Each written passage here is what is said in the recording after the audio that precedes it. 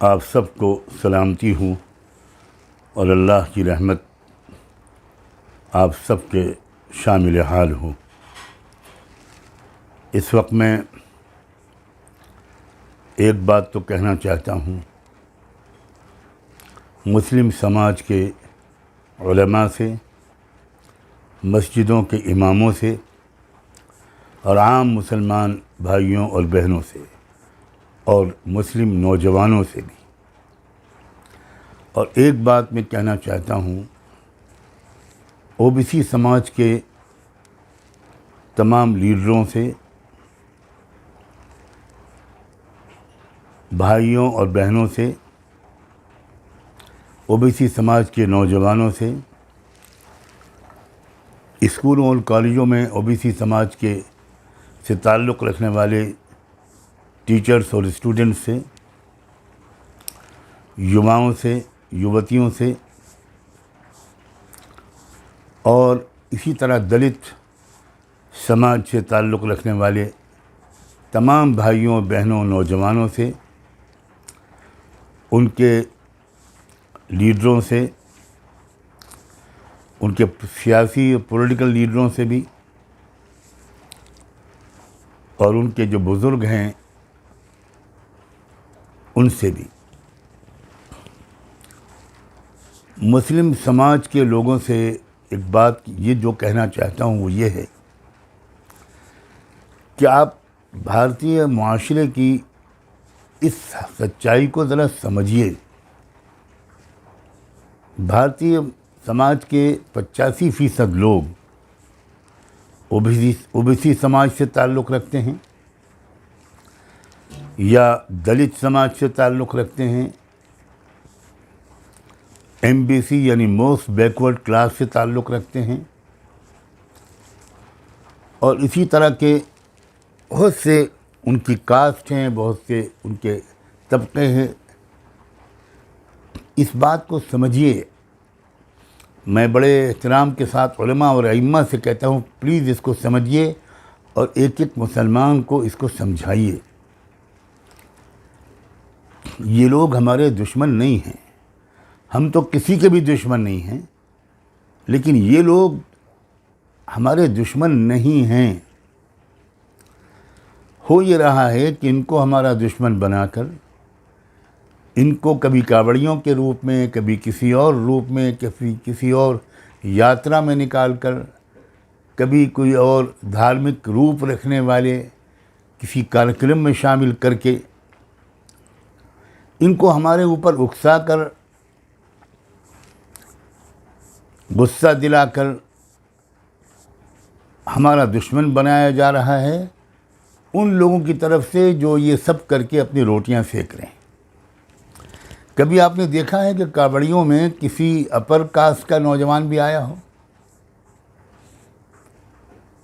کبھی کسی مذہبی کاریکرم میں، ناچ گانے میں، نوٹنکی میں، کسی جلوس میں، کبھی آپ نے دیکھا ہے کہ کسی اپر کاسٹ کا کوئی نوجوان شامل ہوا ہو؟ یہ جتنے بڑے بڑے منتری ہیں، مکھیہ منتری ہیں، ان کا کوئی بیٹا آپ کو کبھی آج تک نظر آیا ہے؟ ان کے بیٹے یورپ اور امریکہ میں پڑھتے ہیں اور بھارت کا ڈریس بھی نہیں پہنتے۔ ان کو آپ دیکھیں گے وہاں تو پہچانیں گے بھی نہیں۔ یہ اپنی فیملی کے کسی نوجوان کو ان سب کاریکرموں میں شامل نہیں کرتے۔ ان کے بھوشیہ بنانے کے لیے، ان کا فیوچر بنانے کے لیے ان کو ہائی ایجوکیشن دلاتے ہیں، اور ان سب جھگڑوں سے ان کو بالکل دور رکھتے ہیں۔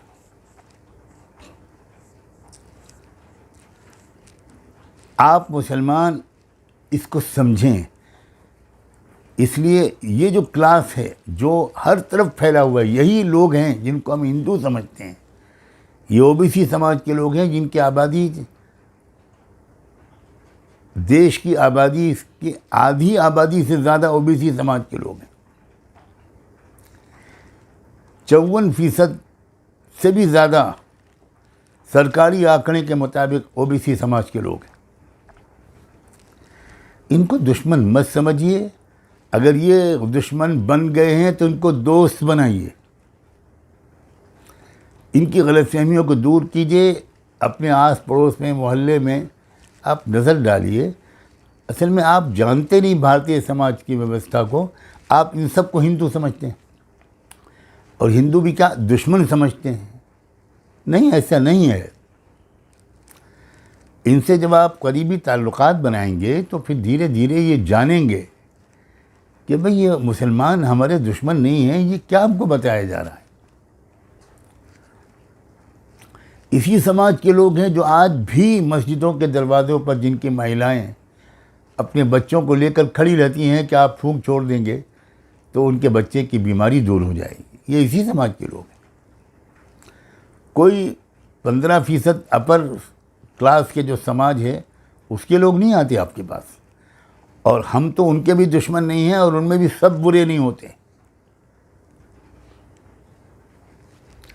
لیکن جو لوگ اس وقت ہمارے دیش کی راجنیت پر چھائے ہوئے ہیں وہ وہی لوگ ہیں جو اسی 15% سماج سے تعلق رکھتے ہیں، اور وہ ان کو استعمال کرتے ہیں صرف اپنی روٹیاں سینکنے کے لیے، ان کو ادھیکار نہیں دیتے، ان کو سمان نہیں دیتے۔ خدا کے لیے ملک کی جو یہ صورتحال ہے اس کو سمجھیے، کب سمجھیں گے آپ؟ ابھی جو کچھ ہوا ہے یہ کون لوگ تھے جو کاوڑیوں کے روپ میں آئے تھے؟ یہ تو انہی لوگوں کو استعمال کرتے ہیں، یہ روزی روزگار سے نہ لگ جائیں، یہ پڑھنے لکھنے نہ لگیں، تو وہ ایک تیر سے دو شکار کرتے ہیں، مسلمانوں کو بھی نقصان پہنچاتے ہیں، مسجدوں کو جلاتے ہیں، اور ان کو اپنا غلام بنائے رکھتے ہیں، ان کو اٹھنے نہیں دینا، ابھرنے نہیں دینا، ان کو کسی اسپورٹ میں کسی چیز میں آگے نہیں بڑھنے دیتے۔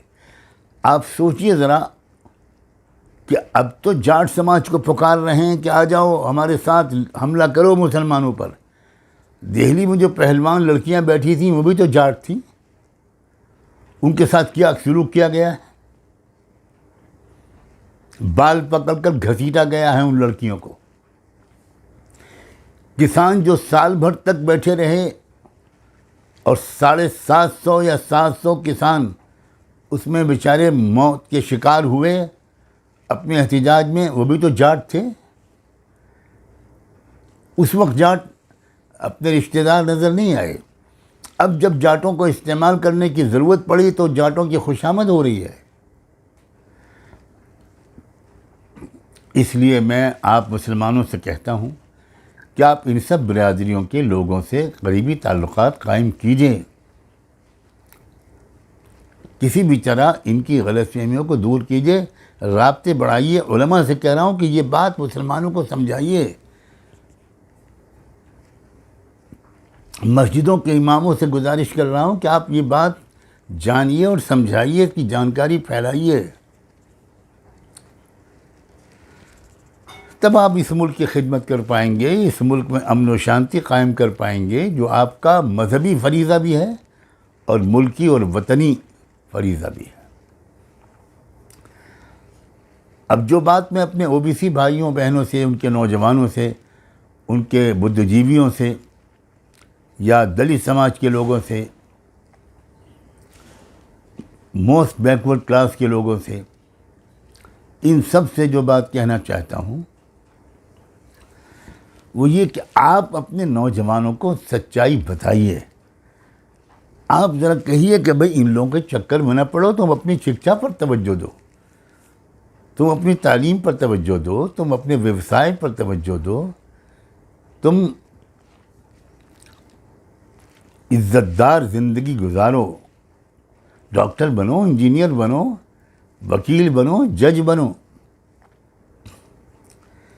تمہیں نہیں لیا جا رہا ہے، سرکاری نوکریوں میں تم کو بھی نہیں لیا جا رہا، IAS IPS میں بہت کم لوگ تم میں سے پہنچ پاتے۔